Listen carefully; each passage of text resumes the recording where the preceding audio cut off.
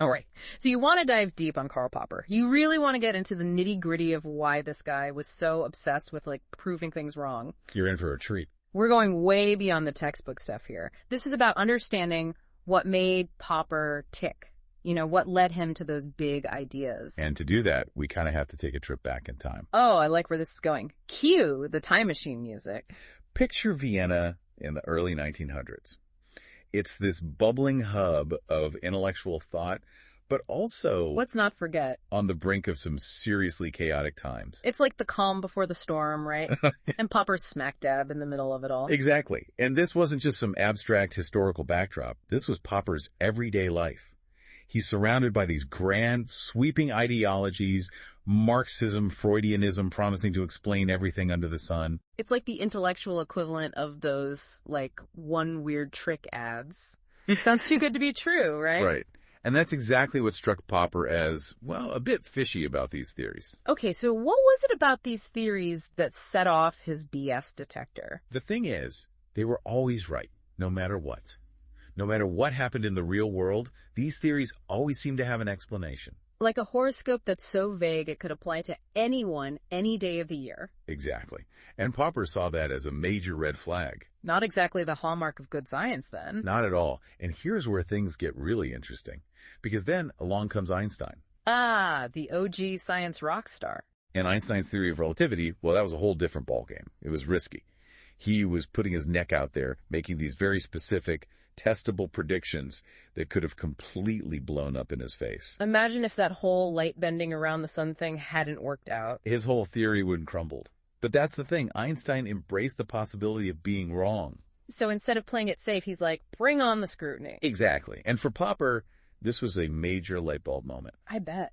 Did it, like, totally blow his mind? This is where he realized that the willingness to risk being proven wrong, that's what made Einstein's theory so powerful, so scientifically sound.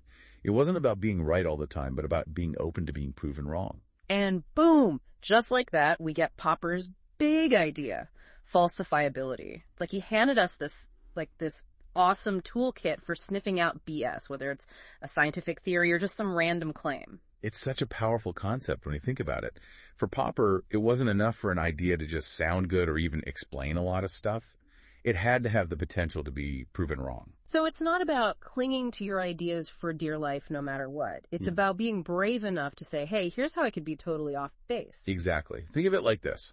Let's say you're walking around convinced that all swans are white. And everywhere you look, you see more white swans. Hundreds, thousands, all white. Your theory's looking pretty solid, right? Yeah, until, bam, black swan. Precisely. That one black swan just threw a wrench into your entire worldview. And that's the beauty of falsifiability. It forces you to be honest with yourself. It forces you to actively look for evidence that might contradict your beliefs, even when those beliefs seem really solid. And, this isn't just some abstract philosophical game. This idea of falsifiability, it's shockingly relevant to our everyday lives. Oh, absolutely. It's like every day we're bombarded with these untestable claims. A politician promises to fix the economy. A new diet guarantees you'll lose weight in a week.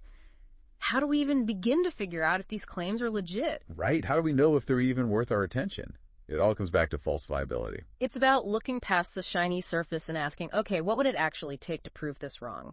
And you know what? Popper had this awesome analogy, about knowledge and certainty, or the lack thereof. Something about buildings and swamps. Ah, yes. Classic Popper. He said that scientific theories are like buildings built on piles driven into a swamp. Okay, so we're not talking about the sturdiest foundations here. Not at all. You can test those piles, those basic assumptions that your theories deck on, but there's no guarantee you'll ever hit solid ground. There's always that element of uncertainty lurking beneath the surface. Which kind of makes you think about how we view history. I mean, if we can never be totally sure about something as, seemingly straightforward as the color of swans, right? What does that say about our understanding of something as messy and complex as history?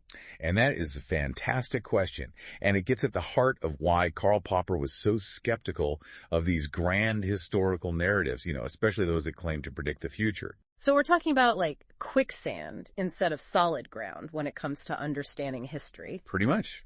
Popper would say, trying to predict history, it's not like predicting an eclipse. Yeah, eclipses, we've got that down to a science. History, not so much. But don't we see patterns in history? Don't we learn from the past? Of course.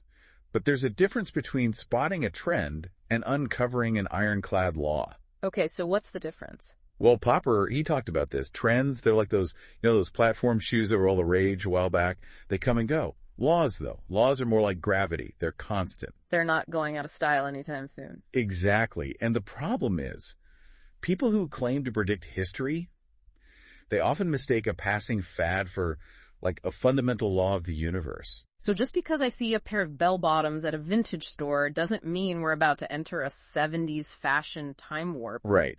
And mistaking a historical blip for some kind of, like, unbreakable law, that's how you get into trouble. Mm-hmm. And for Popper, this wasn't just some abstract philosophical debate. This was personal. Right. I mean, this guy lived through some of the craziest, most turbulent times in modern history. Escaped Nazi oppression. Exactly. When you've seen firsthand how quickly things can fall apart, how a society that seems to be progressing can, descend into tyranny. It makes you question all those assumptions about guaranteed progress. Absolutely. It makes you think Popper's emphasis on critical thinking, questioning everything, that wasn't just an intellectual exercise for him. It was a matter of survival. 100%. And, makes you wonder, are we any less vulnerable to that kind of flawed thinking today? Especially now, with information overload, everyone's got a hot take. Right. You spend 5 minutes scrolling online and you're like, what even is real anymore? Popper would say we're more susceptible than ever. We're drowning in information, bombarded with predictions, pronouncements disguised as, like, irrefutable facts. So how do we navigate this constant barrage? What's the antidote? For Popper, it was all about cultivating what he called critical rationality. Don't just accept something because it sounds good or feels right or because, everyone on your Twitter feed seems to believe it. Don't just hop on the bandwagon. Exactly. Dig deeper. Look for evidence. Consider different perspectives. Be open to being wrong. It's like he handed us this mental toolkit for navigating the world. A world that's, maybe short on wisdom, but definitely not short on information. And that's the really cool thing about Popper's legacy. His ideas, they weren't meant to be trapped in some ivory tower. They were meant for all of us. For everyday life. Exactly. It really makes you think, what unquestionable truths do I hold today that could use a little Popperian scrutiny? That's something for all of us to ponder. This was an awesome deep dive on Karl Popper. It really was. Thanks for joining us, and we will see you next time. Ever come across something that claims to be scientific, but something about it just feels a little off? Right, like how do we know what's really science and what's... Well, not quite. Exactly. Well, that's exactly what we're diving into today with Karl Popper. Hey. A philosopher who definitely wasn't afraid to shake things up when it came to answering that question. Oh, he really went there, especially when it came to some pretty big ideas like Marxism and psychoanalysis. Yeah, those are some pretty heavyweight topics. Yeah. But before we get into the nitty-gritty, I think it's helpful to understand a little bit about the man himself. You're absolutely right. Context is key. And Popper's life experiences really shaped his views on, well, pretty much everything. I mean, imagine being drawn to Marxism early in life, but then becoming totally disillusioned by it. I can see how that would make you reevaluate some things. Absolutely. And it wasn't just Marxism. He was also living through the rise of fascism, seeing those ideologies clash, seeing how they played out in the real world that had a huge impact on him. It really solidified his belief in democratic liberalism. And probably made him pretty wary of totalitarian systems, huh? Oh, absolutely. So when it came to science, Popper wanted to find a way to clearly define what made an idea truly scientific and what made it, well, something else. And that's where his fascination with Einstein comes in, right? Didn't Popper say that Einstein's work was a great example of what real science should look like? Exactly. He was really intrigued by Einstein's theory of relativity. You see, at the time, Einstein's predictions were considered pretty risky because, and this might sound weird at first, they could be proven wrong. Okay, so being open to being wrong is a good thing in science. I think you'll need to unpack that one for me a bit. I hear you. It does seem counterintuitive, but that's what Popper admired about Einstein's theories. They were testable. They made specific claims about the universe that could be investigated and potentially disproven through experiments and observations. So a theory is only as good as its potential to be proven wrong. How does that work? Okay, so think of it this way. Let's say you're trying to prove that all swans are white. Okay, I can picture that. Lots of swans, all very white. Exactly. You could spend years observing nothing but white swans, which might lead you to think, yep, my theory's solid. But then, one day, You see a black swan. bingo, that one black swan throws your entire theory out the window. And that's the beauty of what Popper called falsifiability. It's not about finding endless proof to support an idea. It's about a theory's vulnerability to being challenged, even by a single contradictory fact. So for a theory to be truly scientific, it needs to have the potential to be disproven. Yeah. It needs to make testable predictions. Exactly. Popper argued that this falsifiability was the key to separating genuine scientific inquiry from ideas that might be interesting, insightful, even useful, but not truly scientific. And that's where his critiques of Marxism and psychoanalysis Yeah. come in, right? Those fields always seemed very different to me compared to something like physics. You're right, they are different in a lot of ways, but Popper believed the same principle applied. And trust me, it gets really fascinating when you see how he applied these ideas to fields like Marxism and psychoanalysis. For example, Popper actually started out by seeing early Marxism as scientific. Can you believe that? Really? What made him view it that way? It's kind of blowing my mind that he saw early Marxism as scientific. How did that work? Well, in the beginning, he thought it was making testable predictions, just like those scientific theories he admired.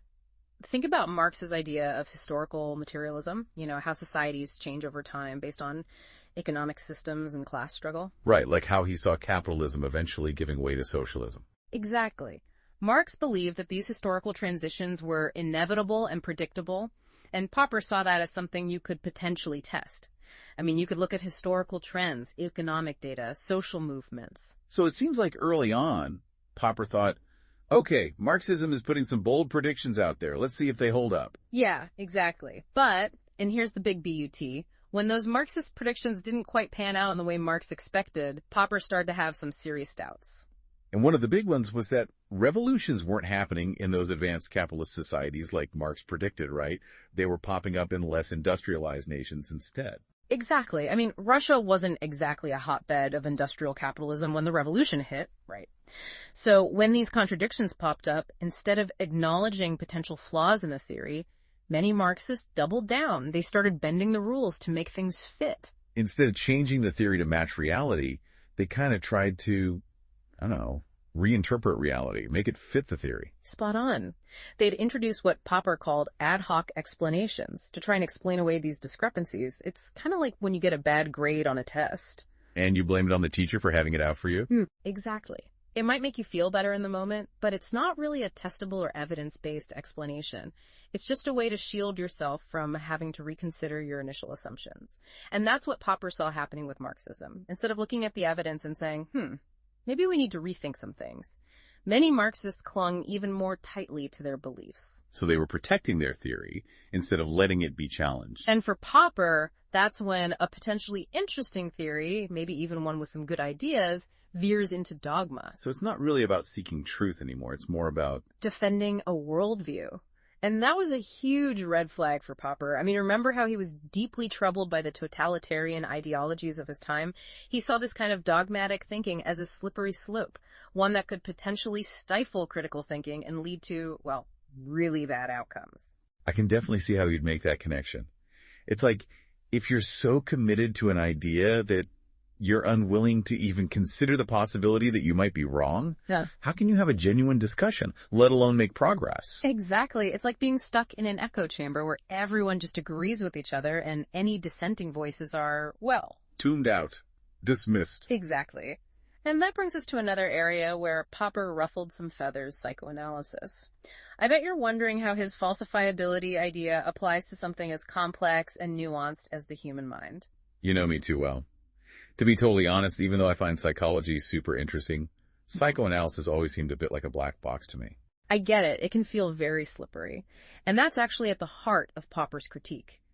He argued that because psychoanalysis could explain pretty much any kind of behavior, it wasn't really making any concrete predictions at all. So even though it might sound insightful, it's not really saying anything definitive about how the world works. It's kind of like those horoscopes that are so vague they could apply to anyone no matter what happens. Perfect analogy. You're catching on. Okay, but even if psychoanalysis wasn't scientific in Popper's view, I still have to ask, did he find any value in it at all? He did.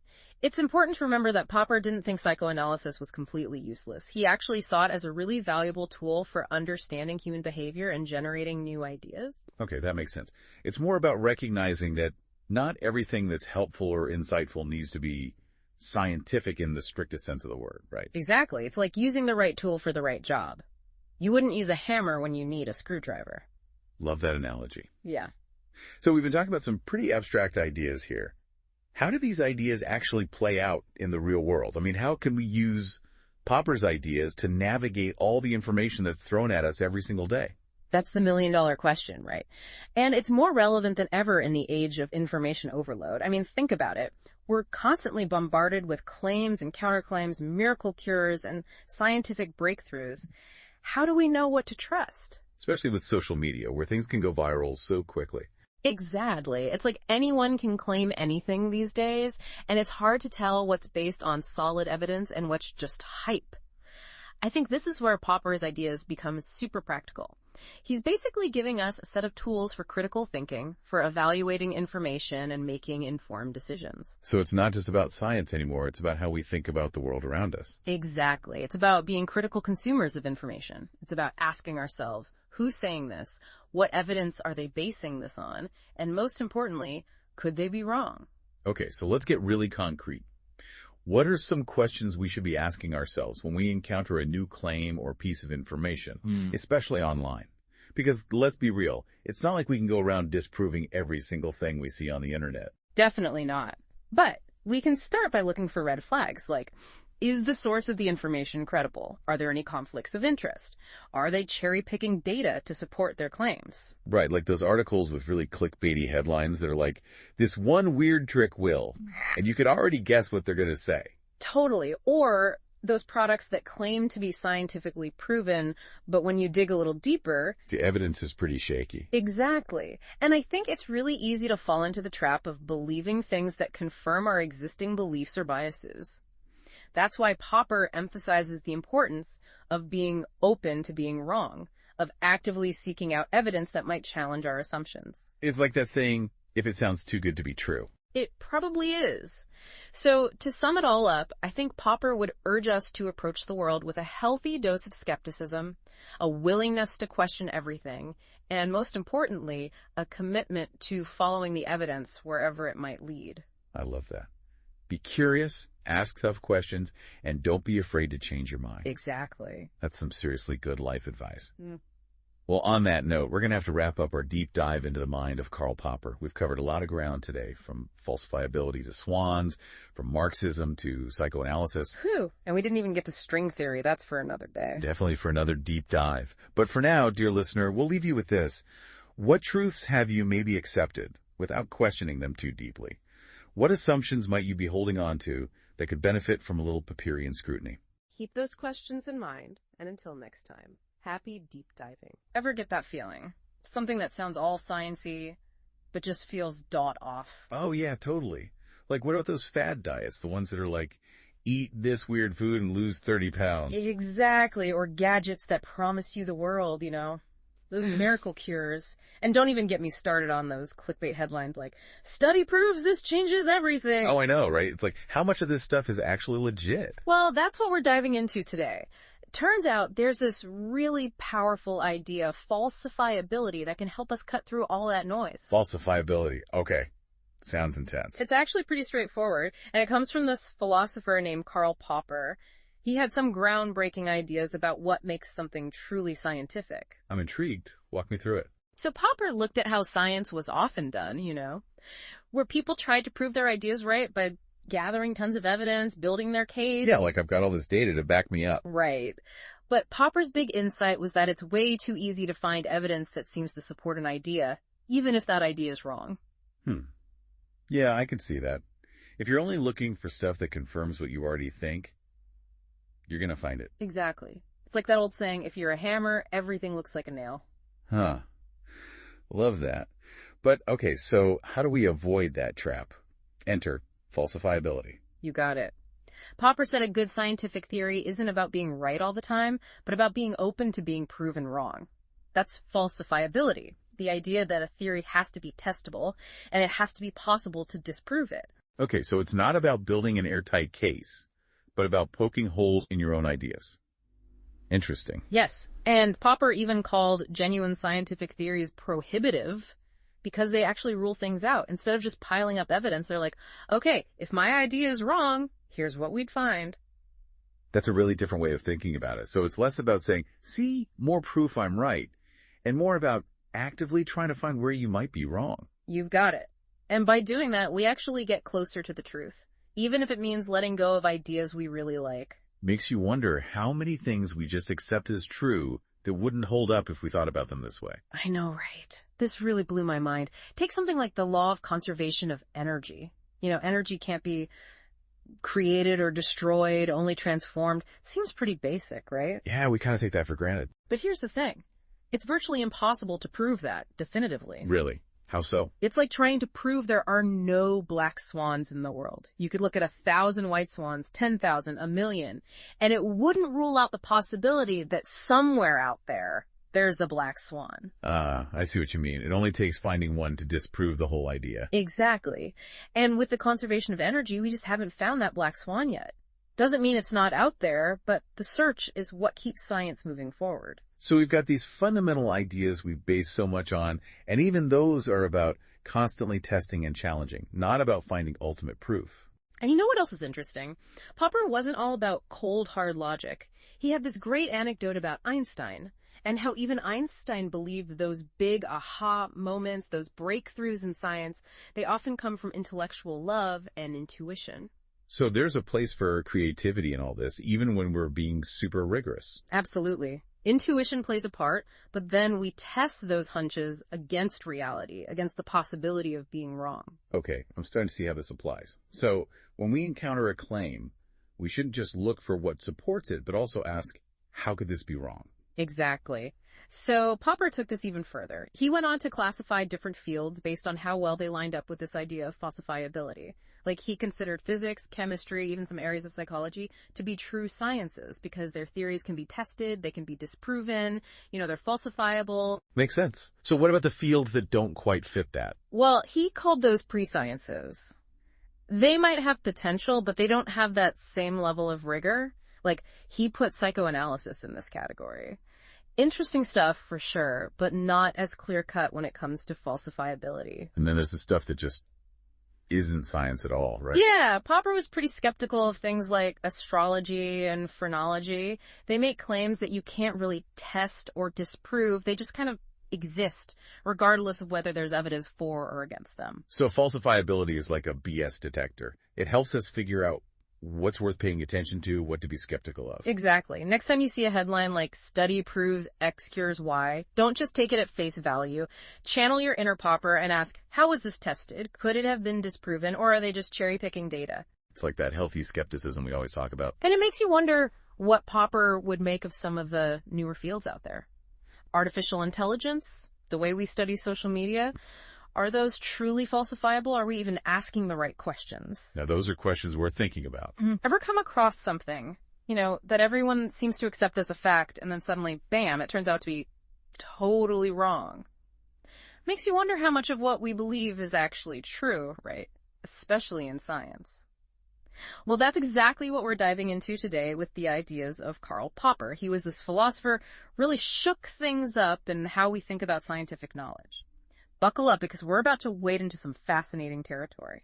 What's so intriguing about Popper is that he challenged this very basic assumption we have about science.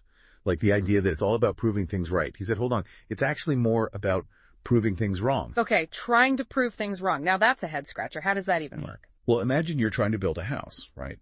But instead of solid ground, you've got a swamp. Popper argued that science is a lot like that. We're always building on what he called basic statements, which are like those deep supports you drive into a swamp to create a foundation. So these basic statements, are those like the fundamental ideas we base everything else on, even if we can't be absolutely sure they're true? Exactly. They're the starting points, the assumptions that seem solid enough to build upon. Now, according to Popper, these basic statements aren't things we can prove with 100% certainty. They're more like the best explanations we have, based on current evidence and agreement within the scientific community. So we're not talking about some ultimate, unwavering truth here, but more like a working model of how things seem to be. You got it. Think of it like a jury's verdict. They carefully consider the evidence presented, deliberate, and then reach a conclusion. It's the best they can do with the information at hand, even if it's not an absolute guarantee of truth. That actually makes a lot of sense. We make decisions based on incomplete information all the time in our own lives, right? Precisely. And just like in a courtroom, scientific knowledge is open to revision as new evidence comes to light. This is where Popper's idea of falsifiability comes into play. All right, you've piqued my curiosity. Break down this falsifiability concept for me. Okay, falsifiability. It sounds kind of intense, but also intriguing. It's about proving things wrong, but how does that actually make science stronger? Well, it's all about testing those basic statements, those foundational piles in our swamp analogy. A scientific theory, it's really only as good as its ability to withstand attempts to disprove it. If we keep testing it and it holds up, that's how we gain confidence. So it's less about saying this is definitely true and more about saying we haven't been able to prove this wrong yet. Exactly. Think about it like a detective investigating a case. They might have a suspect in mind, but they don't just look for evidence that, supports their hunch. They also actively seek out evidence that might contradict it, that might point to a different culprit altogether. That's a really good way to put it. It's about being willing to be wrong, to challenge your own assumptions. And that's what can lead to the most groundbreaking discoveries, right? Like a classic example is the story of Galileo. Back in his day, everybody knew the Earth was the center of the universe. But Galileo's observations with his telescope, they challenged that basic statement and ultimately revolutionized our understanding of the cosmos. Right. He tried to disprove the existing theory and ended up turning our whole worldview upside down. Okay, this is all starting to click for me, but I'm still curious about something. You mentioned that basic statements are based on agreement within the scientific community. How does that actually work in practice? That's a great question. It's not just a matter of scientists sitting around a table and voting on what they want to believe, right? It's a rigorous process of presenting evidence, debating different interpretations, and building consensus based on the weight of the data.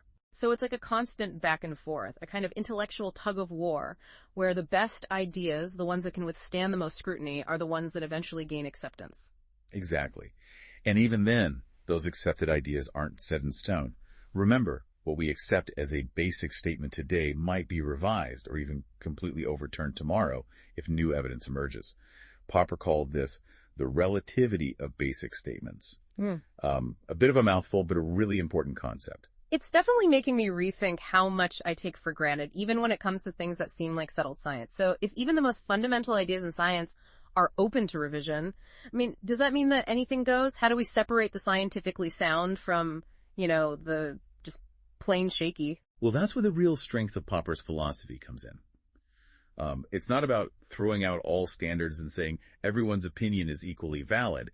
It's actually the opposite. It's about having this really rigorous process for, testing and refining our ideas, a process that's designed to weed out those weak theories and strengthen the ones that hold up to scrutiny. So it's like having a built-in quality control system for scientific knowledge. Exactly. It's like that constant back and forth we were talking about. The testing, the debating, the revising, all of that helps ensure that the ideas that eventually become accepted as basic statements are the ones that have survived the most rigorous challenges. This whole conversation has been really eye-opening. It makes you realize that science isn't about dogma or blindly accepting what authorities tell us. It's about constantly questioning, testing, and refining our understanding of the world. Couldn't have put it better myself. And that's what makes it so exciting, right? We're always on the edge of new discoveries, new ways of seeing things. So for our listener out there who might be thinking, okay, this philosophy of science stuff is fascinating, but how does it apply to my life? What would you say? I think it's a reminder that even in our own lives, we shouldn't be afraid to question what we think we know.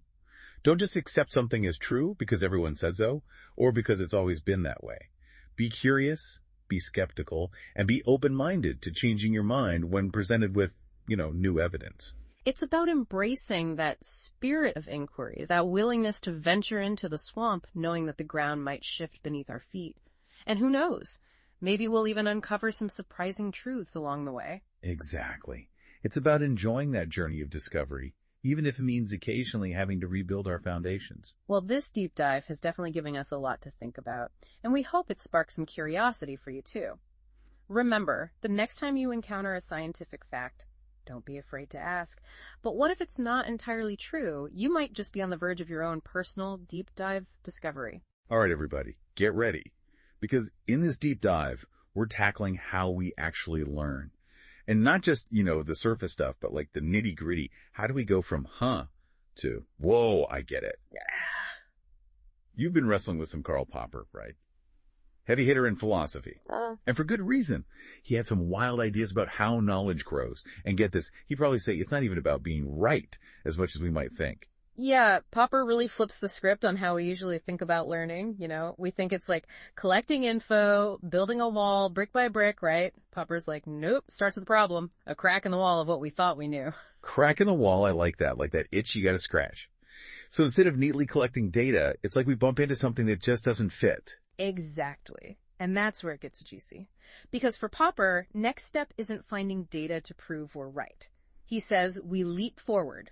Bold guess, a theory, trying to bridge that gap. So we're not just like passively observing, we're actively trying to figure things out with these leaps of imagination. Sounds kind of artsy for a philosopher, don't you think? And that's the thing about Popper. He saw this problem solving, the imagination part, as essential to everything. Science, art, even just like everyday life. But he also knew not all leaps of imagination are equal, right? Right. Because, I could shout random words too, but that's not going to, unlock the secrets of the universe. So how do we make sure these leaps of imagination are actually, useful? Okay, so this is where Popper brings in falsification. Yeah. And this changes everything. So instead of trying to prove ourselves right, which is, what we're usually taught to do. Yeah. Popper's like, try to prove yourself wrong. No, hold on. Why would I want to be wrong? Isn't the goal to be right? I know, right? Sounds kind of crazy. But think of it this way. You have a theory, and you're only looking for stuff that backs it up. You might be missing a whole other side, right? Oh, okay, yeah, I get that. You'd end up with a pretty skewed picture, though. Totally. And that's what Popper called confirmation bias. Confirmation bias? Yeah, we like things that confirm what we already believe, even if we're ignoring other evidence. It's easy to do. Oof, yeah, I've been there. Stuck on an idea even when maybe it wasn't so good. So, if we're always trying to disprove stuff, does that mean we never really know anything for sure? That's the thing about Popper. He's all about uncertainty. For him, knowledge isn't about being certain. It's about testing, refining what we think we know. So less about being right and more about getting closer to the truth, even if we never totally get there. Exactly. And that's how knowledge grows over time. Popper even had this 4-step thing, kind of like a recipe for knowledge. A recipe. Okay, now you've got my attention. What's in this knowledge recipe? First, gotta make sure your theory makes sense, right? No contradictions. Right, gotta start with something solid. Then can you even test it? Can you do an experiment or something to see if it works in the real world? Makes sense. Can't just be some pie-in-the-sky idea. What's next? All right, now we compare it to other theories out there. Okay. Does it explain things better, solve problems other theories can't? So it's like a theory battle royale. Pretty much. Survival of the fittest explanation. And finally, the ultimate test, using it in the real world. Do your predictions actually happen? Does it hold up when things get tough? So we're not just theorizing in a bubble, we're actually seeing if it works, which might mean we were wrong. Exactly. That's where falsification comes back in. If your theory survives all that, it's not that it's 100% true forever, but it's the best we've got for now. So it's like we're always putting our ideas on trial, ready to maybe change them or even just start over. Kind of a lot. It can feel like that, but I think it's also freeing. You're never stuck, You don't have to defend an idea if it's not working anymore. Instead, you're always learning, getting a better understanding of things. Like they say, the only constant is change, right? But here, we're not just accepting it. We're kind of going out looking for it.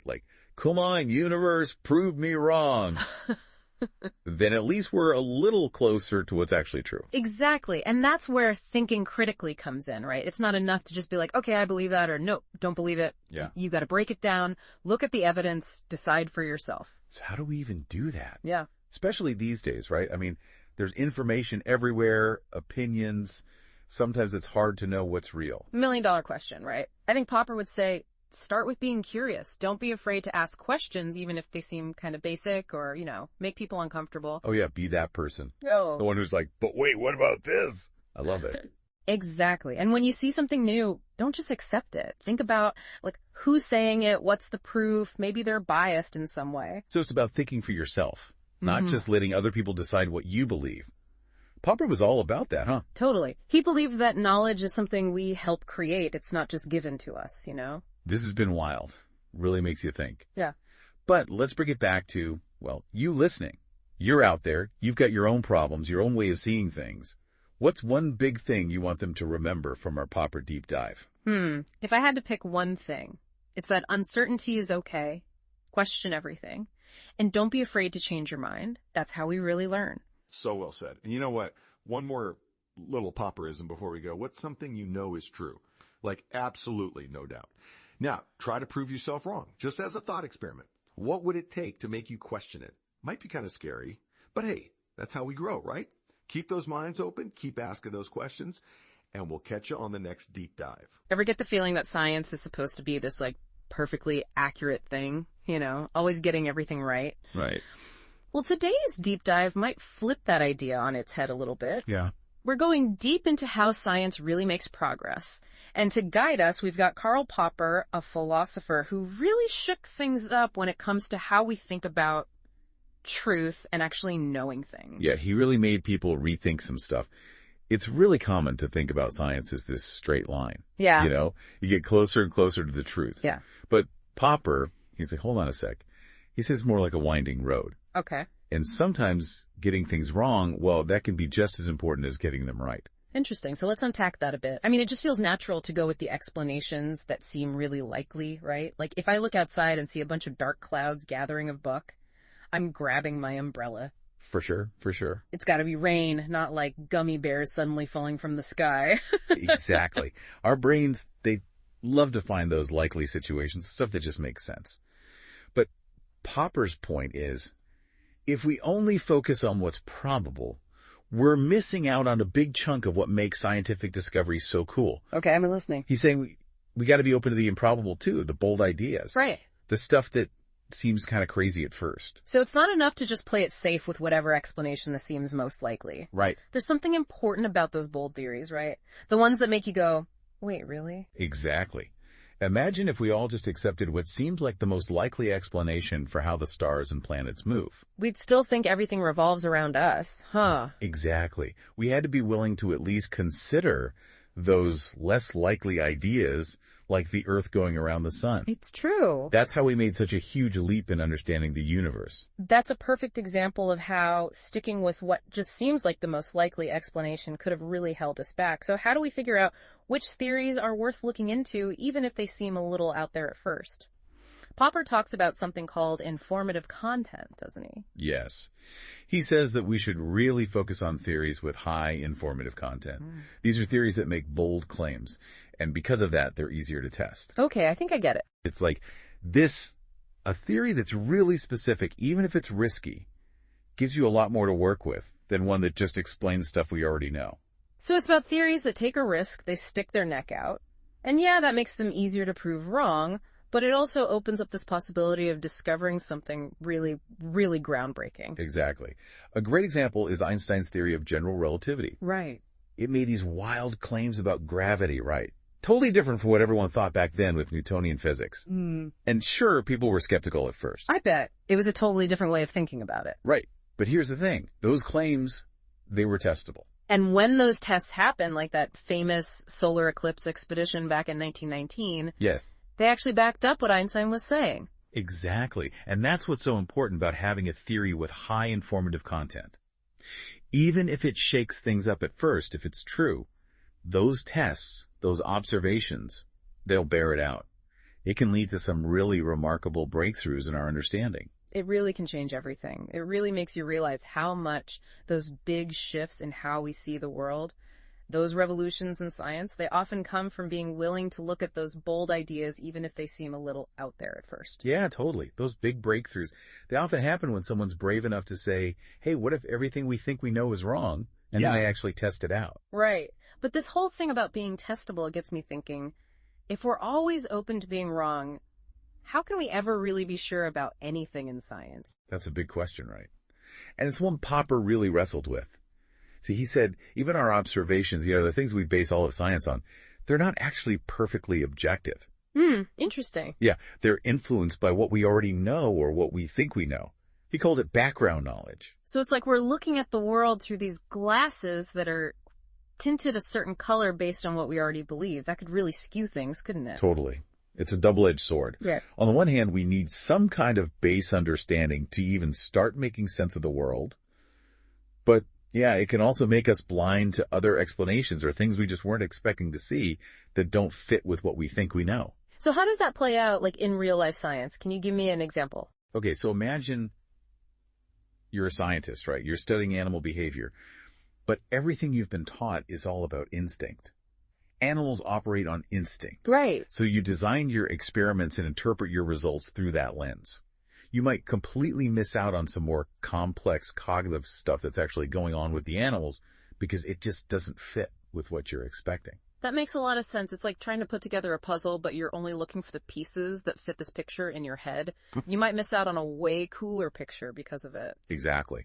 That's why Popper was always saying we have to keep questioning what we think we know. We have to be open to the possibility that even the stuff that seems like a sure thing could be wrong or at least incomplete. Okay, so if we can never really be 100% certain that we're seeing things completely objectively, then how do we get closer to a true understanding of the world? I know this is where Popper's idea of verisimilitude comes in, right? Exactly. Popper said that science isn't actually about finding a single perfect truth, but about building theories that are more and more truth-like closer to accurately describing the world. Okay. We may never be totally sure we found the ultimate answer. Yeah. But we can still look at different theories and see which one makes the most sense based on what we know. I like that. But how do you actually measure how truth-like something is if you can't even be totally sure you've got the whole truth in the first place? Okay, so this is where it gets really interesting. Popper said we should be thinking about a theory's truth content and falsity content. How much of what the theory says actually lines up with what we see and how much doesn't. So it's like a cosmic pros and cons list for science, weighing up the evidence for and against. Yes. And here's the big thing. Even if a theory isn't perfect, even if it gets partially overturned later, it can still be super valuable if it's got a lot of truth-likeness to it. Because it moved us closer to a more accurate understanding. Right. Even if it's not the whole picture, it's a step in the right direction. Yeah. And that's what drives progress. I mean, this idea of verisimilitude, it feels really relevant to things like social sciences. Studying people is complicated. I mean, people are messy. It's nearly impossible to find those hard and fast rules that apply every time. Oh, totally. Popper's way of thinking is super helpful when you're dealing with these big, complicated systems where there are like a million different things going on. Like people. Yeah, exactly. Like people, it reminds us that we can still make real progress even if we never find that one perfect answer. We can build better and better models. Exactly. It's like remembering that even our best, most complex theories are still just that. They're models. They're not reality itself. Right. And that's okay. That's part of what makes learning so interesting. It's a never-ending process. This has been a really thought-provoking conversation. But this is a deep dive, so you got to ask the tough questions. Weren't there some philosophers who had issues with how Popper defined some of these things, like his definitions of verisimilitude? Oh, for sure. Popper's ideas were groundbreaking, but they weren't perfect. Some philosophers, like David Miller and Pavel Tichy, they said that it wasn't always clear how to actually use those definitions in real life, especially when you're comparing different theories that are at different levels of complexity. I see. So how did their critiques challenge Popper's idea? Well, they said that sometimes a newer theory might look more truth-like just because it's more complex. Like it's trying to explain more things, even if those explanations aren't actually right. So it might just look closer to the truth because it's more complicated, not because it's actually more accurate. Yeah, exactly. And they were saying that it's not always easy to tell if a more complex theory is actually closer to the truth or if it just looks that way because it's more intricate, Like it might be hiding its own inaccuracies. So even the concept of truth-likeness has its own layers. It's complex. Right. It's a reminder that science is always evolving. We're always learning and refining our understanding of things. It's a great reminder that this conversation about how we measure scientific progress is still going on. It's not over. It's pretty amazing when you think about it. Even the tools we use to figure out if science is on the right track, even those tools can be debated and refined. Yeah, it shows you how dynamic knowledge really is. Always changing, always growing. Exactly. Which brings us to another big idea from Popper. He said that proving a theory wrong, it's not a failure. It's actually a vital part of how science moves forward. That feels kind of counterintuitive though, right? Like we usually think of being wrong as a bad thing. But this idea of falsification, it's at the heart of his whole philosophy, isn't it? It really is. Popper, he wants us to question that traditional view that science is all about gathering evidence to support what we already think we know. He says the real progress comes when we're willing to try and disprove our theories. Interesting. To look for the things that could prove us wrong. So it's like we should be designing experiments that really put those theories through the ringer, not just experiments that are likely to confirm what we already believe. Exactly. We gotta actively search for those gummy bear snowstorms, the stuff that makes us rethink everything. Yes. And while it's definitely helpful to find evidence that supports a theory, Popper argues that it's the stuff that contradicts it, the stuff that says, nope, that's not quite right, that really pushes science forward. Because it opens up space for something new. Exactly. Every time we disprove a theory, it creates this opportunity for new explanations to emerge. Explanations that are more accurate, more truth-like. It's like clearing out the dead wood in a forest to make way for new growth. Okay, I love that analogy. So we're not just sitting back and watching, we're actively pushing the boundaries of what we know, challenging it, testing it. And even when we find out we were wrong, it's not a dead end. It's a chance to refine our knowledge or even totally revolutionize it. Exactly. And here's the thing about this idea of falsification. It's not limited to science. Popper believed this way of thinking, always questioning what we think we know, being open to being wrong and being ready to embrace new information. It's crucial for progress in all areas of life. So whether we're trying to solve a scientific mystery or navigate a complex social issue or even just make a personal decision, this willingness to challenge our own beliefs and be open to different perspectives, it can help us grow and understand things better. It's about cultivating curiosity, a desire to learn and change, even when it means admitting we were wrong. This deep dive has really changed how I think about knowledge and discovery. And for our listeners out there, I want to leave you with this. We've spent this whole episode talking about how important it is to challenge those accepted truths, to embrace the possibility of being wrong. So what's something you believe, whether it's a scientific idea, a societal norm, something in your own life? What would happen if you looked at it through that lens of questioning? What assumptions are you holding on to that might not actually be true? Keep those minds open, everyone. Stay curious, and we'll see you on the next deep dive. Ever find yourself, kind of baffled by how we actually know stuff? Like 1 minute it's all, that's how it is, and the next, some big discovery flips the script. Makes you wonder, was that knowledge always out there, just hiding, or did we, invent it? Oh, absolutely. It's a question that's been a real head scratcher for, pretty much forever in philosophy. And it's right at the heart of what we're digging into today. Right on. Karl Popper's Three Worlds Theory.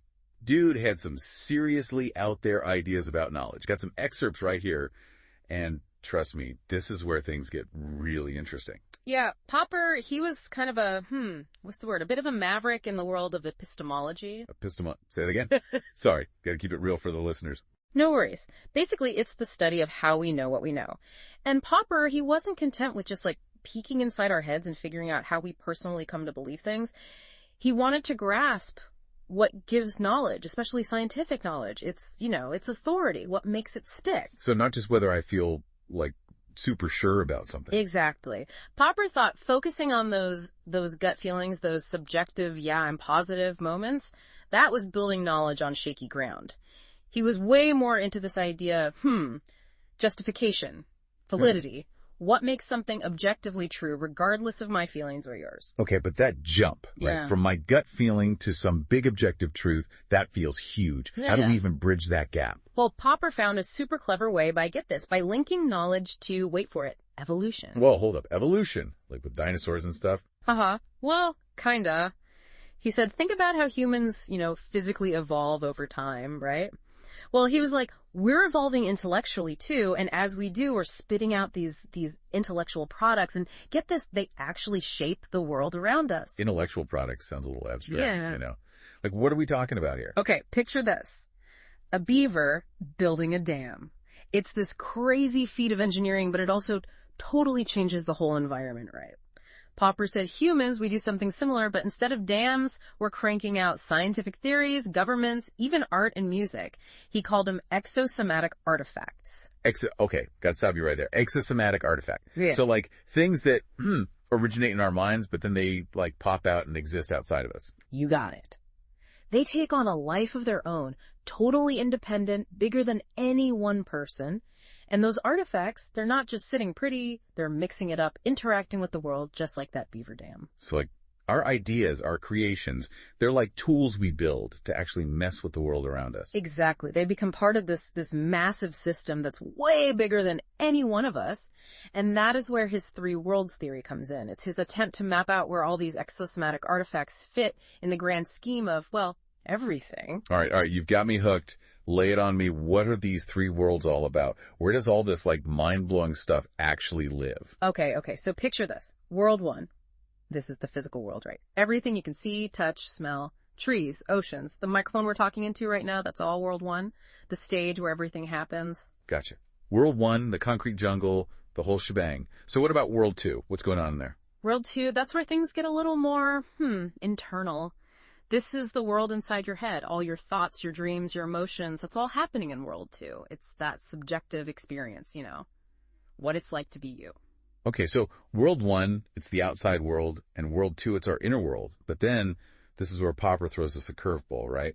World three, this is where he just blows the whole mind versus matter thing wide open. Bingo. World three is where things get really wild. This is the world of objective knowledge, baby. Think of it as this space where all those exosomatic artifacts hang out, those products of the human mind. But here's the kicker. They exist totally independent of any one person's thoughts. Okay, so let's say I'm like jamming out to a new song in my head. That's world two, right? But then, once I record it, put it out there, boom, world three. Think even bigger. The song itself, the melody, the lyrics, those are all world three, whether they're in your head, on a record, or, stuck in some random person's head halfway across the world. So it's not about the physical form. It's more like the idea itself that makes it world three. Exactly. And this is what's so cool, because now we're talking about how knowledge itself actually evolves. Think about, like, Romeo and Juliet, right? That story has been told and retold for centuries. Different languages, movies, plays, you name it. But that core idea, that whole tragic love thing, it's still there. So that underlying concept, that's world three. You got it. And this is where Popper really pushes back against this idea that world three objects are just like airy-fairy abstractions. He says, no way. These things have their own reality, their own weight. They exist independently of our minds. And get this, they can have some seriously real-world impact. I can see why some people might be, a little hesitant to buy into that. Yeah. How do we know it's not all just like happening in our heads? Yeah. How did Popper counter that argument? Well, one of the strongest arguments is this idea that world three objects, they can have consequences that are way, way beyond what their creators ever even dreamed of. Oh, I love that. Like when a good idea just takes on a life of its own, totally runs wild. Give me an example. Okay, the printing press. Think about that. It completely revolutionized how we communicate, how ideas spread, right? Now, do you think those inventors, did they foresee the Protestant Reformation or scientific journals? Or even the way we consume information today? Probably not. But the implications of that invention, they've just rippled through time in ways that nobody could have predicted. And that, my friend, that's a hallmark of these world three objects. They've got a way of exceeding our wildest expectations. Okay, you've officially blown my mind. Mm-hmm. But I'm someone who loves concrete examples. What else would fall into this world three category? You mentioned the printing press, but what about something like democracy? Perfect example. Democracy as a concept, a system of governance, that's a world three object for sure. It exists as this idea independent of any single government or, constitution. So even if a specific government, totally collapses, the idea of democracy itself can still live on out there in world three. Exactly. And it doesn't just survive. It can actually influence how people in the future think about government. It can inspire revolutions. That's how powerful these world three objects can be. That's incredible. So it's like the American Constitution is more than just a document, right? It represents something deeper in this world three space. Absolutely. The Constitution, with its principles of democracy and individual rights, that's embodying World three concepts. And it interacts with World two, shaping how people think about their role in society, their rights, their responsibilities. This is huge EE. But I have to ask, what's the S so what? Why does all of this matter? If these World three objects are just kind of out there, how do they actually affect us in, like, the real world? That's the million-dollar question. And Popper's answer is that these three worlds, they're not just sitting there like static. They're in constant interaction, constantly influencing each other. Think of it like a dance. A dance between the physical world, our inner world of thoughts and feelings, and this world of objective knowledge. Okay, so give me a concrete example of how that dance plays out. How does, like, World 3 stuff actually change things? Let's go back to democracy. We said it exists in World 3 as this concept, but that idea has very real consequences for how societies are structured, how laws are made, how people live their lives. All of that is happening in World 1. World 3 ideas filter down and shape our physical world through our actions through World 2. So our understanding of knowledge, of ideas, it can actually change the world around us. Wow, that's both incredibly empowering and a little, daunting. Precisely. And that's a pretty amazing thing to think about. It means we're not just like passive recipients of knowledge. We're active participants in shaping it, in choosing what ideas we want to put out into the world. This deep dive has given me a whole new perspective on how knowledge works. It's like this hidden world of ideas that we're all constantly interacting with. I'm with you. And the more we understand those interactions, the more mindful we can be about the ideas we choose to, embrace, to challenge, and to build upon. Because those ideas, they really do have the power to shape our world in very real and lasting ways. That's a powerful note to end on. It really makes you think about the responsibility we all have for the knowledge we create and share. If you're as fascinated by this idea as we are, we encourage you to check out more of Karl Popper's work and, see what sparks your curiosity. Happy exploring. All right, everybody, buckle up. We're diving into some seriously heavy stuff today. We're talking about Karl Popper, a philosopher who, he really wasn't afraid to kind of shake things up. Yeah, he didn't hold back. Not one bit. See, Popper, he looked at how we understand societies, like how they work, where they're going, all that. And he saw some serious flaws in the thinking of his time. And it's thinking that still pops up today, which is, why we're still talking about him. Absolutely. So today we're zeroing in on two big ideas that Popper took aim at: historicism and holism. Now, those might sound a bit intimidating, and Popper's work can be a bit dense, but trust me, once we break it down, it's surprisingly relevant to how we see the world even today. It really is, like eye-opening, even if you've heard these terms before. Yeah, exactly. So let's unpack these big ideas, starting with holism. Imagine this. Your favorite sports team, right? You've got the star players, the coaches, the fans, all individuals. But then there's this other thing, this almost intangible thing, this team spirit that can make or break a season. Oh, yeah, totally. Like the energy of the whole thing, Exactly. And holism basically says that this same idea applies to societies. It's this idea that society is more than just a bunch of individuals, that there's this greater whole that's, greater than the sum of its parts, Right. Like an organism, almost, where every part is interconnected. And, at first glance, that might sound kind of appealing, right? I mean, who doesn't love that feeling of collective spirit, of belonging to something bigger? But Popper was concerned about what happens when we overemphasize that whole, when we lose sight of the individuals that make it up. And this is where Popper gets really sharp with his critique. He argues that focusing too much on this big, abstract idea of society, of this whole, can actually be really dangerous, especially for individual rights and freedoms. It's like the individuals get lost in the mix. Exactly. He really saw it as a threat to individual liberty. And, that leads us to the other big idea. Popper challenged historicism. Have you ever heard that saying, history repeats itself? Well, historicism takes that idea and runs with it. It's this belief that history follows a predetermined path, almost like there's a script, a plan for society, and we're all just playing out our parts. Yeah, like destiny, almost. That history is moving towards some kind of inevitable endpoint. Exactly. And this idea, it really rubbed Popper the wrong way. He looked at history, at all its twists and turns, all the unexpected events, and thought, how could anyone possibly predict, let alone control, something as complex as the whole of human history? Yeah, he thought it was incredibly arrogant, to be honest. He believed human actions have unintended consequences, We can't possibly foresee all the ripples that even the smallest choices can create, let alone something as massive as social or political change. I mean, think about any major event in history. Could anyone have truly predicted everything that would come after? Right. It's impossible. Yeah. And it's actually in this exact point that Popper identified what he called, and get ready for it, the historicist doctrine of the social sciences.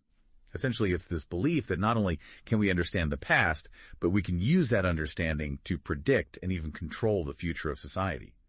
And to Popper, that was a terrifying thought. And it should be terrifying, because think about it. If you believe that history is moving towards some predetermined end, some grand finale, well, it's not hard to imagine someone coming along and claiming that they hold the map, that they know the path to this supposed inevitable future. And they might feel justified in doing whatever it takes to get us there. Exactly. And that's what Popper was afraid of, that this belief in a predetermined course of history could be used to justify all sorts of terrible things, to concentrate power, to manipulate people. He saw it as a slippery slope towards authoritarianism, where individual rights get trampled in the name of reaching this supposed greater good, this promised utopia that may not actually be so utopic for, actual people. So if we're not supposed to buy into these grand narratives, if we can't predict or control the future, then, well, what are we supposed to do? How do we navigate this messy, unpredictable world? And this is where Popper offers a different way of thinking, the open society. And it's all rooted in this concept he called fallibilism. And fallibilism, it sounds way more complicated than it is. It's really just acknowledging that we don't have all the answers. It's about being open to the fact that we could be wrong, which, let's be honest, happens to the best of us. All the time.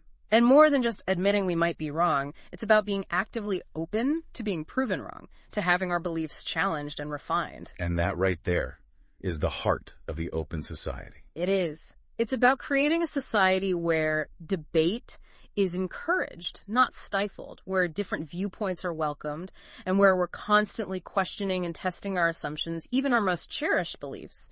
Because, hey, maybe there's a better way, a better idea out there, but we'll never find it if we're too afraid to even look. So instead of trying to force society to fit into some predetermined mold, some grand plan that some leader claims is our destiny, Popper says, hey, let's create a space where individuals are free to think for themselves, to make their own choices, to challenge the status quo. Right.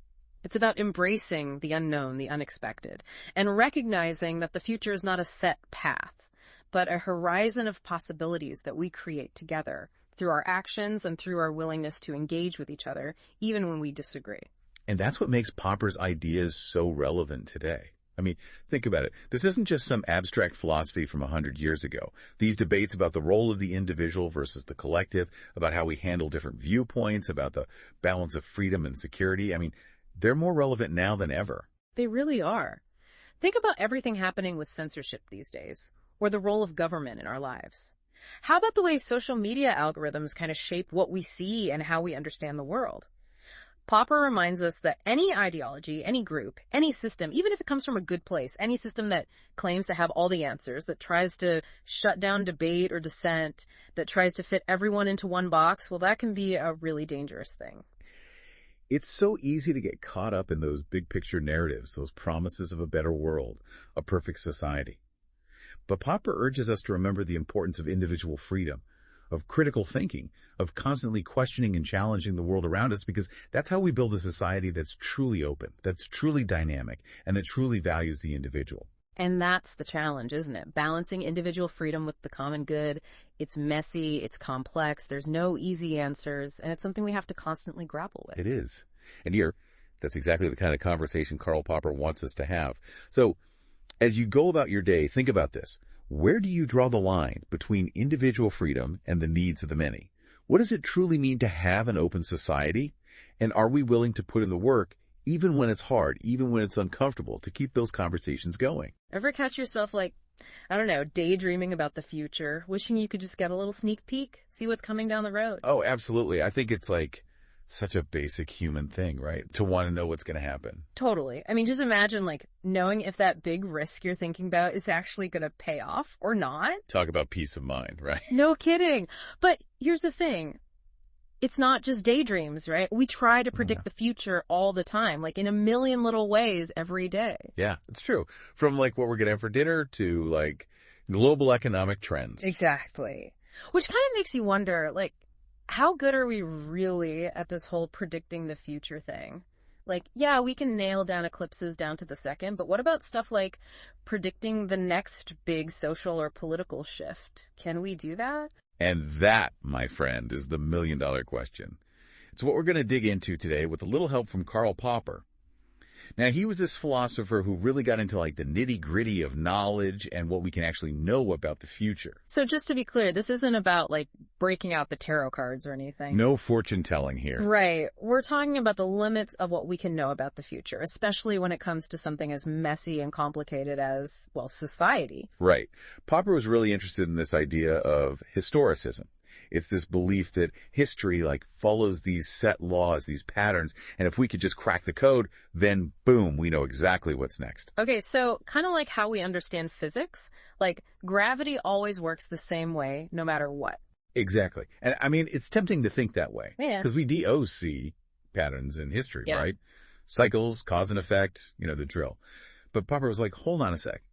When it comes to human beings, to societies, trying to predict the future with that same kind of certainty, that's where things get dicey. And this, I think, is where our deep dive gets really juicy.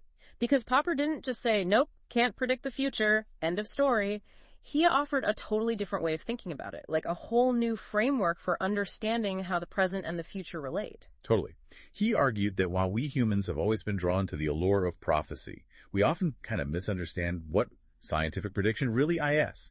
Yeah. And that misunderstanding, it has huge implications for how we make decisions and understand the world. Okay, I'm already hooked. I'm guessing our listeners are too.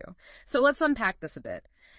What makes predicting, say, the future of society so different from something like predicting an eclipse, where the rules of physics seem to be, well, pretty much set in stone? This is where I think Popper's ideas get really useful. Like, not just interesting, but actually helpful in our everyday lives. Like, he's saying there's this big difference between predicting stuff based on these, like, ironclad laws versus understanding tendencies, possibilities. 100%. Popper actually breaks predictions down into like two main categories. The first one he calls conditional scientific predictions. It's kind of like an if this happens, then that'll probably happen kind of statement. Okay, so like if I totally space on watering my plants again, they're going to be toast. Which, full disclosure, has definitely happened to me before. Exactly. It's all about like recognizing those patterns, those cause and effect relationships. Like we know plants need water to survive. No water. Well, chances are good they're going to wilt. And that's a lot of what science is, right? Figuring out those if this then that connections.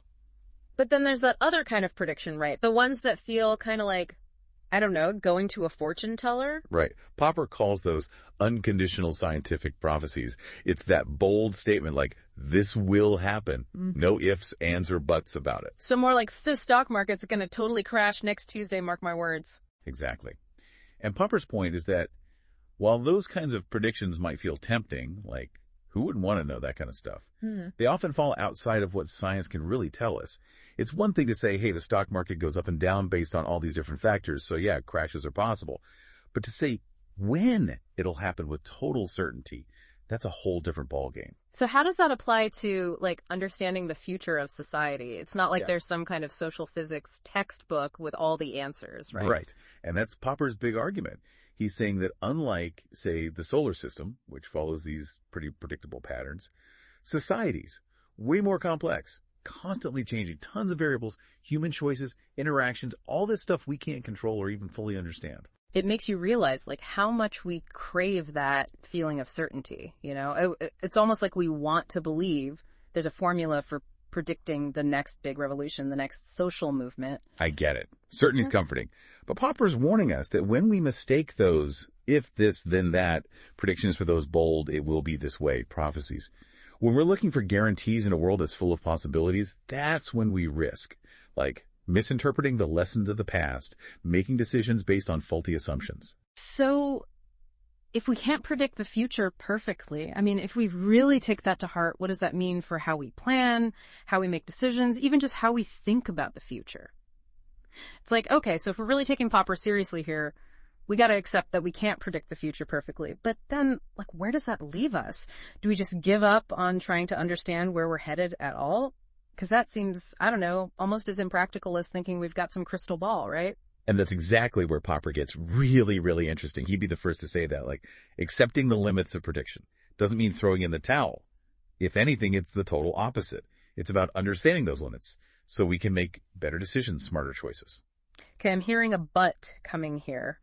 Walk me through that. How does knowing what we don't know actually help us? Well, picture it this way. When we cling to this idea that we can predict the future perfectly, we get stuck, right? Always hunting for that one right answer, the one inevitable outcome. But if we embrace this idea that the future is like this mix, this kind of messy combination of factors, stuff we can control, and a whole lot we can't, well, then we start to open up to different possibilities. We're less rigid. So instead of putting all our eggs in one basket, betting everything on this one predetermined future, it's more like we can adapt, change course. Like there's more than one path forward, right? Exactly. And that's huge, whether you're like running business and the market's going crazy, or you're trying to make sense of, I don't know, big social changes, even just figuring out your own life. That flexibility, that ability to pivot, it's gold. Right. It's like that saying, plans are worthless, but planning is everything. It's less about clinging to a script and more about understanding the game, the rules, the players, so you can like make better moves as you go. Couldn't have said it better myself. Yeah. And, Popper even takes it a step further. He argues that every single historical event, when you really get down to it, is unique. Like there are no exact repeats. Which makes sense when you think about it. I mean, we can learn from history, sure, spot patterns, see how certain choices have played out in the past, all of that. But we're always dealing with a new hand, right? A new set of circumstances, this whole unique mix of stuff that's never happened before in quite the same way. Exactly. And that's what makes this whole conversation about predicting the future so important. It's not just like a fun thought experiment. It's about understanding that the future isn't some fixed destination. It's something we're building right here, right now, with every choice we make, every action we take. So, okay, if we can't predict the future perfectly, and if every single moment in history is truly unique, then what does that mean for us here now? How do we even begin to understand our own place in this whole unfolding story? What does it mean for the choices we're making, knowing that they'll shape the future in ways we can't even imagine? That's the question, isn't it? And honestly, I think it's one worth sitting with for a while. Thanks for diving deep with us, everybody. Ever get that feeling like you could predict the future? Like maybe you're thinking about stocks or who's going to win the big game. Or maybe even what you're going to have for dinner tomorrow. Haha, exactly. But what if I told you there's a whole school of thought dedicated to the idea that we can actually predict the future by studying the past? Sounds a bit like fortune telling, doesn't it? Well, that's what we're diving into today. This idea is called historicism. And to help us separate facts from fantasy, we've got an expert on the line. It's a pleasure to be here. I think the best way to understand historicism is that it's not really about gazing into crystal balls, but more about trying to find those patterns in history that repeat themselves. So like history repeating itself. Exactly. Historicism says that by looking carefully at the past, we can supposedly spot these trends that let us predict with some certainty what's going to happen next. It does sound kind of appealing, right? Like cracking a code. Oh, absolutely. I mean, who wouldn't want a sneak peek at the future? But this is where things get really interesting. Because, like with any good prediction, there's always a catch. Well, it's more like a crucial distinction that we need to make. And this is where our guide for today, Karl Popper, comes in. He argued that there's this huge difference between scientific laws and trends. Okay, so unpack that for us. What's the difference and why does it matter so much? Right. So a scientific law, like gravity, is universal. It works the same way no matter what. Trends, on the other hand, they're a bit more fickle, right? Exactly. A trend, like fashion, is here today, gone tomorrow. Okay, so like those inflatable furniture fads come and go, but gravity's always there to bring you back down, literally. But how does that difference play into predicting the future? Because if we're relying on trends to predict what's going to happen, well, we have to remember that trends change all the time. So using trends to predict the future is kind of like navigating with an outdated map. You might think you're on the right track for a bit, but there's no guarantee, right? Precisely. We've got to be super careful about assuming that just because something happened in the past, it'll automatically happen again in the future. Now, I'm not saying we should disregard history altogether. Of course not. Understanding the past is crucial for understanding the present, but we've got to be cautious about drawing those direct lines from the past to the future. It makes you think, what's a trend you've seen come and go? And how reliable would predictions based on that have actually been? Something to ponder, right? But hold on, because Popper doesn't stop there. He throws another curveball into the mix, the whole problem of predicting future knowledge. And trust me, this is where things get really mind-bending. This whole idea of predicting future knowledge, it's like Popper saying, you think you can predict the future. Well, first, try predicting what you're going to know in the future. It's a real brain teaser, isn't it? It really is. It's like, if we could actually predict future discoveries, wouldn't those discoveries already be well made? It's like saying, if I knew what the next big invention was going to be, I wouldn't be here talking about it. Exactly. You'd be filing a patent. But we can't know those things ahead of time, can we? Right, so this future knowledge thing, it's like this massive wrench thrown into the prediction machine. A massive wrench. And it's not just about inventions or discoveries. It's about how we understand the world, right? Those big shifts in thinking that change everything. Absolutely. Think about how much our understanding of, say, physics or astronomy has changed over the centuries. Or even just in the last few decades. Things we thought were impossible are now part of our everyday lives. Exactly. And that's Popper's point. We can't possibly plan for a future when we don't even know what that future will hold, what knowledge it will bring. So how does this impact something as big as, say, planning for the future of society? Well, that's where things get really interesting. Because some might argue that with all the data we have about the past, we can make pretty good educated guesses about where society is headed. But Popper was very critical of this idea of what he called historicism. Historicism being this belief that history has a predetermined path, right? Exactly. And that by analyzing historical trends, we can basically engineer a perfect future. It's like saying because this happened and then that happened, then this must inevitably follow. Precisely. And Popper argues that this whole approach is flawed for one major reason. We can't predict future knowledge. Those new inventions, those paradigm shifts in our thinking, they throw a wrench into even the most carefully crafted plans. It's like trying to plan a cross-country road trip using maps from 50 years ago. I like that analogy. You might end up somewhere completely different than you intended.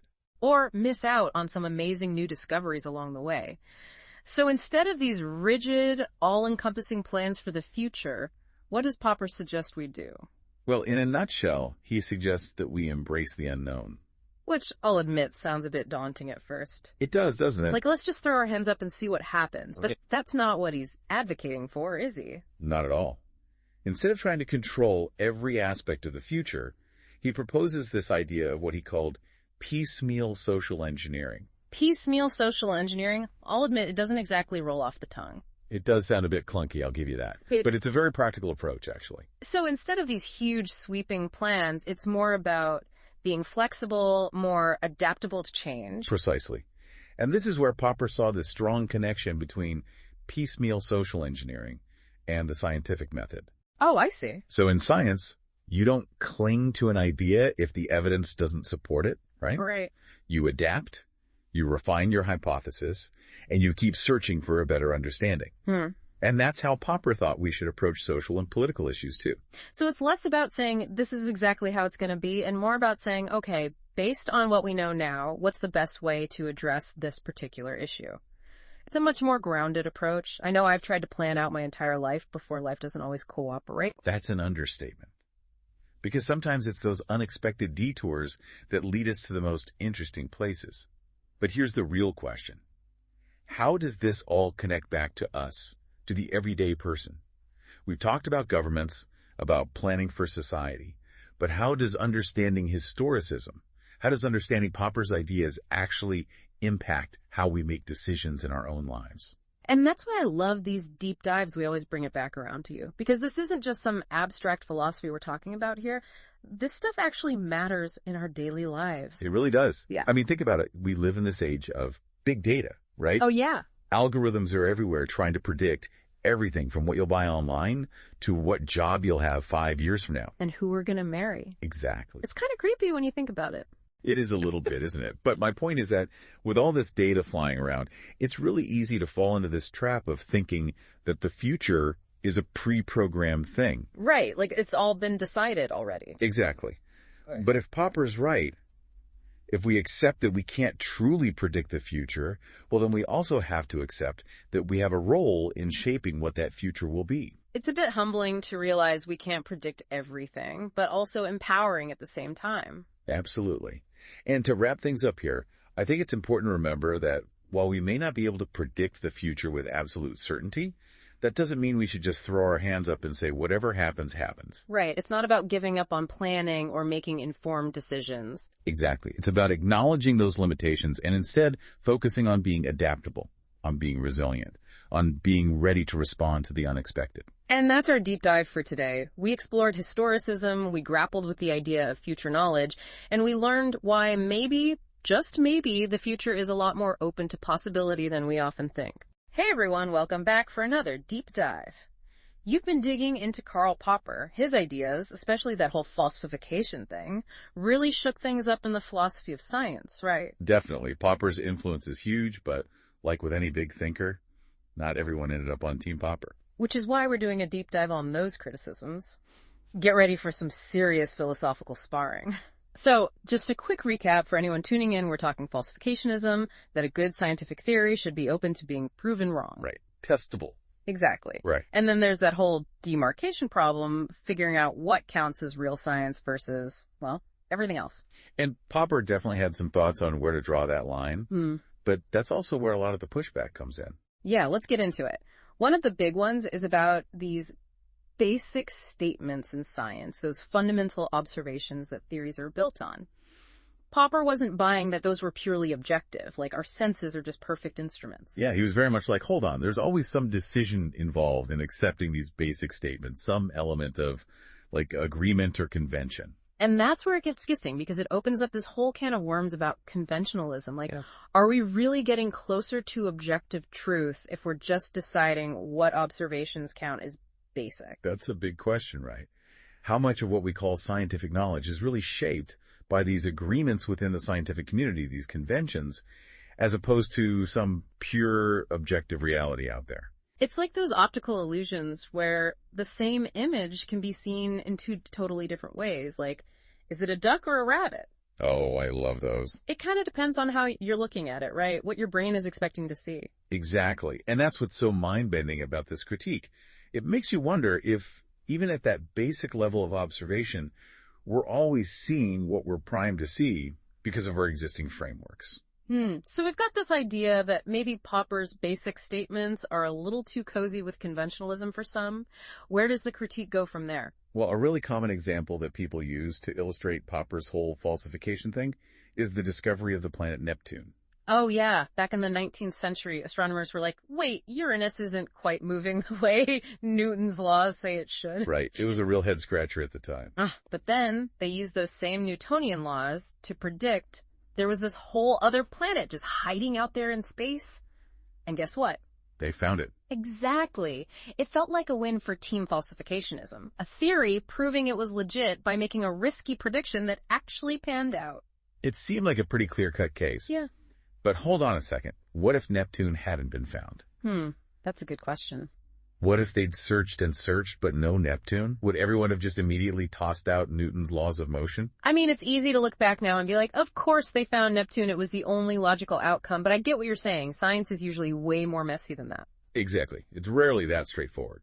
And that's where another philosopher, Imre Lakatos, comes in with his critique of Popper's idea of falsification. Lakatos was basically like, hold up, scientific theories are way more complex than just a single confirm or deny test. So it's not a simple game of confirm or deny. Okay, I'm intrigued. Tell me more about what Lakatos was thinking. So Lakatos was all about this idea of scientific theories being more like these research programs, right? With a core set of ideas at the center. Okay, I'm with you. But surrounding that core, you've got this protective belt of auxiliary hypotheses. Protective belt, I like that. Right. So these auxiliary hypotheses, they were like supporting assumptions, other background theories, even things like specific experimental techniques. All these things that work together to kind of support and refine those main ideas. So even if a prediction turns out to be wrong, scientists might first look at those auxiliary hypotheses, those supporting assumptions, and tweak them instead of just immediately being like, well, the whole theory's gotta go. Exactly. It's like, imagine you're trying to fix, I don't know, a really complicated machine, right? Like, say your computer's acting up. You wouldn't immediately be like, well, the motherboard's fried. Gotta toss the whole thing out. Yeah, you'd probably check all the easier stuff first. Exactly. You check the power supply, the RAM, all those connections, right? All those auxiliary components that could be causing the problem. It's only after you rule out all those things that you start to think there might be a bigger issue. Right. And that's kind of Lakatos' point. Scientific theories, they're like intricate machines built up over so much time. It wouldn't make sense to just abandon them at the first sign of trouble, especially when those, quote, troubles could come from something like a faulty assumption in that protective belt, something that could be adjusted or replaced. It really makes you think about science as this dynamic, always evolving thing. Not just these fixed theories being proven right or wrong, but these ongoing projects that are constantly adapting to new information. Absolutely. And this whole idea of how complex science really is, it comes up again when we look at another big criticism of Popper's work, particularly his take on what counts as, quote, pseudoscience. Popper was really critical of both Marxism and Freudian psychoanalysis. Yeah, he did not hold back on those. Not at all. He basically said they weren't falsifiable, so they couldn't be considered genuinely scientific. But as you can imagine, those critiques really stirred things up. A lot of scholars came to the defense of both Marxism and psychoanalysis. Which makes sense. They're both rich, complex systems of thought, not just things you can easily categorize as science or not science. So how did those scholars push back against Popper? What were their main arguments? Well, one really interesting example is the philosopher Adolf Grünbaum. He dove deep into Freud's work and pointed out that a lot of Popper's critiques were based on these misunderstandings or just not really getting the full picture of what Freud was actually saying. Interesting. So it's not like Freud was totally against the idea of his theories being testable. Exactly. Like, Grünbaum found a part where Freud specifically said his theory about anxiety neuroses could be refuted, could be proven wrong, if someone could show that phobias exist in people with totally normal sexual lives. So Freud was open to the possibility of his ideas being challenged, at least to some extent. Right. Now, whether or not those tests would actually meet Popper's criteria, well, that's a whole other debate. But it shows that it's not always so simple to just slap a label on something and call it science or pseudoscience. There's a lot of nuance there. Yeah, it's a good reminder that we always need to look at the full picture and really understand the arguments on both sides before making up our minds about something. So I'm picking up on this theme that while Popper's ideas were a big deal, there's definitely room for debate and nuance. Like, we're always striving for this objective truth, but we also have to recognize that we're human, you know? Our perspective is always going to play a part. Yeah, that's a really important point. Popper was all about objective knowledge. Yeah, right. Try to draw that clear line between real science and pseudoscience. But at the same time, when he talks about those basic statements and how conventions work in science, it's like he knew we can't totally escape subjectivity. And that leads us to another big criticism, one that digs even deeper into this, the problem of auxiliary hypotheses. We kind of touched on that with Lakatos and that protective belt idea, but how does this problem of auxiliary hypotheses challenge Popper's framework on a bigger scale? Well, philosopher Hilary Putnam really went deep on this one. He was like, listen, when we're testing out scientific theories, we're not just testing one isolated idea. Right. There's a lot more going on in the background. Exactly. We're relying on this whole web of background assumptions, those auxiliary hypotheses, and any one of them could be what's actually being tested. Okay, I need a real-world example here. Help me wrap my head around how this works in an actual experiment. Okay, so picture this. You're testing the law of gravity. Classic example, right? Yeah. You're timing how long it takes an apple to fall from a certain height. Mm-hmm. Sounds simple enough. Yeah, seems pretty straightforward. But think about all the stuff you're just assuming in that scenario. You're assuming there's no weird magnetic field messing with the apple as it falls. Oh, right. You're assuming your stopwatch is accurate, that the wind isn't a factor. Heck, you're even assuming that your whole understanding of time and space is sound. Those are all auxiliary hypotheses. Wow, I never even thought about it like that. We take those assumptions for granted. Totally. So let's say the apple doesn't fall the way you expect. How do you know it's really to blame? Yeah, that's the tricky part. It could be the law of gravity itself, or it could be one of those hidden assumptions that's throwing things off. Exactly. Maybe that magnetic field does exist. Maybe your stopwatch is on the fritz. Putnam's point is that it's really hard to pinpoint what's truly being falsified in an experiment. It's not always as simple as theory makes prediction, prediction's long, therefore theory's wrong. It's kind of like those DIY projects that seem super simple at first, but then you get into it and realize there are all these tiny details and hidden steps you didn't even think about. Perfect analogy. And here's the kicker. Even Popper himself, in his later work, admitted that it's complicated. He realized that you can't just point to a single statement being falsifiable and be like, boom, that's real science. It's way more nuanced than that. So where does that leave us? If we can't always draw those perfect lines of falsification that Popper first imagined, then what do we use to figure out if a scientific theory holds water? How do we decide which ones are strong, which ones are shaky, and which ones we should maybe just let go of? That is the million-dollar question, isn't it? Especially these days with so much information flying around. Seriously. And I think that's what's so great about digging into these criticisms of Popper. It pushes us past those initial light bulb moments, those aha insights, and into this deeper, more complex understanding.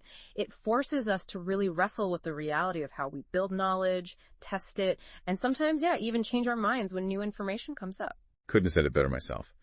Popper gave us this really valuable framework for thinking about science. But the critiques and the debates around his ideas, they push us even further to keep asking those tough questions about what it means to really know something. So as we wrap up this deep dive into Karl Popper and all the thinkers who grappled with his ideas, I think the big takeaway is this. The search for knowledge, it's a journey. It's full of unexpected turns, fascinating debates, and even the most brilliant minds are constantly being challenged, refined, sometimes even proven wrong. Well said. And hey, if you only remember one thing from this whole conversation, let it be this. Next time you hear a claim about, anything science, politics, history, whatever it is, don't just take it at face value. Ask yourself, what are the assumptions behind this? Mm-hmm. What kind of evidence supports it? And maybe most importantly, am I open to changing my mind if new information comes to light? Fantastic advice. That's something to think about. Thanks for joining us on this deep dive, everyone. Keep those critical thinking caps on, and we'll see you next time.